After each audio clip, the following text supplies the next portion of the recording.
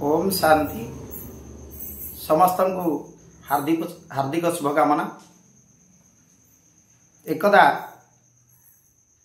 जेतेबेले देव दानव मानव तीन जन जाक ब्रह्मा सृष्टि करदेले से भाइले आमर कर्तव्य कौन, आमे कौन करवा दरकार एक कथा बुझापी से माने ब्रह्मा को पाखक गले। देवता माने तांको गुरु बृहस्पति सांगरे गले, असुर माने तांको गुरु शुक्राचार्य सांगरे गले, आउ मानव माने तांको गुरु मनु को सांगरे जाई ब्रह्मा को निकट में पहुँचिले।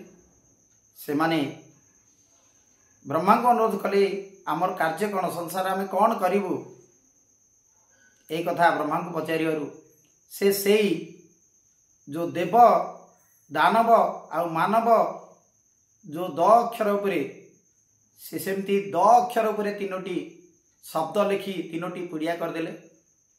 आउ समस्त को गोटे गोटे पुड़िया धरे दे कहले जे ए पुड़िया रे जहाँ लेखा थिबो आपण से अनुसार कार्य करिवे।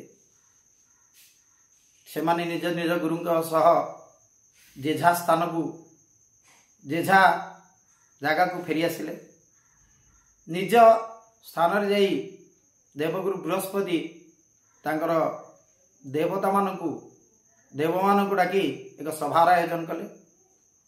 आउ से सभारे से कहले जे पुड़ियाटा को खोल। से पुड़ियाटारू केवल गोटे शब्द बाहरला, गोटे अक्षर द। तेणु से माने भाविले जेहेतु आमे उपरे अच्छे समस्त ऊर्ध्वरे, तेणु आमको समस्त को दया करिया पड़ियो, बरदाहस्त होगा पड़ियो, सबको आशीर्वाद करिया पड़ियो। से भली मानव माने मर्ते को आसी तांकर गुरु ये मनु तांको सहित बसी विचार आलोचना विचार विमर्श कले। से माने मध्य तांको पुड़ियाटी को खोलले। से पुड़िया रे से गोटी अक्षर लिखा गला द। तेणु मनुष्य माने भाविले जे आमको समस्त को दान करिया पड़ियो। आमे उपरहस्त ही तलहस्त वाला को किसी दान करिबा ताहले आमर मुक्ति जीवन मुक्ति हो जिवो।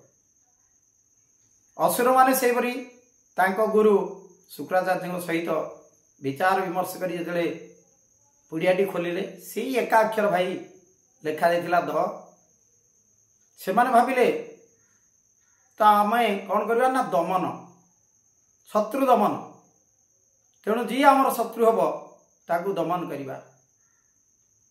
भाई ए कथाटी बड़ कथा नुहे। वास्तव रे ए समाज रे देव अछंदी, दानव अछंदी, मानव अछंदी। जो माने जीवे दया समस्त को दया करती से माने देवता।